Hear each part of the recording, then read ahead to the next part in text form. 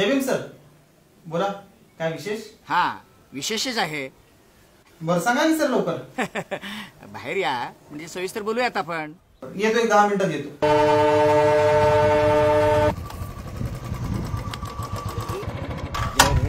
राकेश, कसं काय? बरं आहे? एकदम मजेत आहे सर, बोला ना. राकेश, उद्या आपल्याला गावी जावं लागेल. का हो सर, काय विशेष?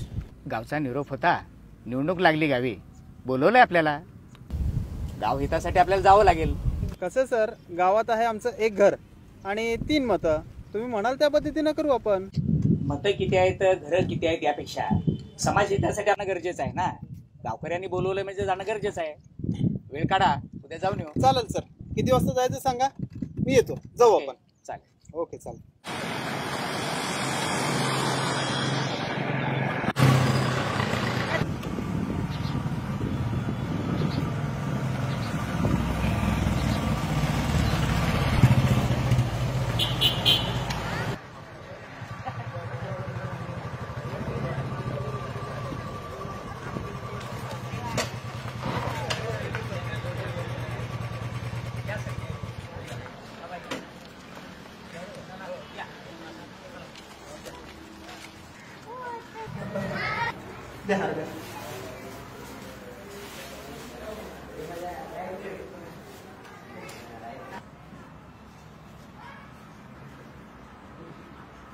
जय भीम. जय रविदास. बंधूंनो, इथं आपण का जमलोय तर यावेळेस आरक्षण जाहीर झालेलं आहे आणि सर्वांनी मिळून ते सीट बिनविरोध काढायचं आहे.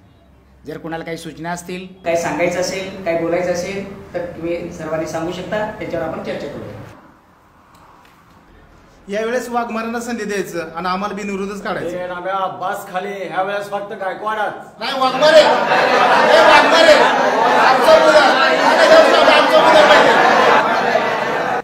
मी काय म्हणतोय माहितीये का, या अगोदर तुम्ही दोघांनी मागच्या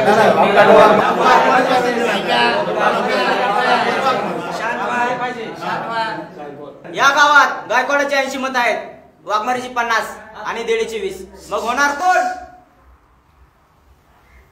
गायकवाडची 80, वाघमारीची 50, देडे आणि ऐवळेची 20. जर असं आपण आडनावात जर वाटून घेत राहिलो तर होणार कसं? बाबासाहेबांनी कुठल्या संकल्पनेतून आपल्याला दिलेलं आहे?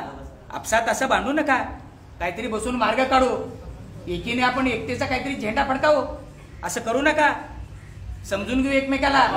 गायकवाड, वाघमारे, ऐवळे, देडे हा प्रश्न नाही आहे. समजूताने मार्ग काढूया. गोंधळ करू नका. शांततेने करूया.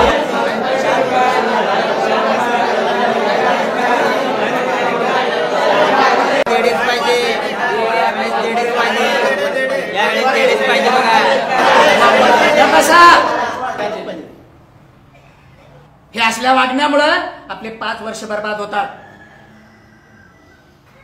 विचार करा, विचार. बाबासाहेबांनी कुठल्या उद्देशाने आपल्याला आरक्षण दिलेलं आहे? काय करतोय आपण? काय चाललंय? कशासाठी भांडतोय? बाबासाहेबांची ही संकल्पना होती. बोट बाबासाहेबांनी काय केलं? एक होण्यासाठी आपण एक होतोय. गटागटासाठी, नामासाठी, मतासाठी भांडतोय. हे बंद करा. बंद करा हे. आणि नव्यानं काही करता आलं तर आपण करूयात. आपसात भांडण्यानं काय मिळणार आहे? बाबा, काय होतंय? इलेक्शन लावा म्हणताय?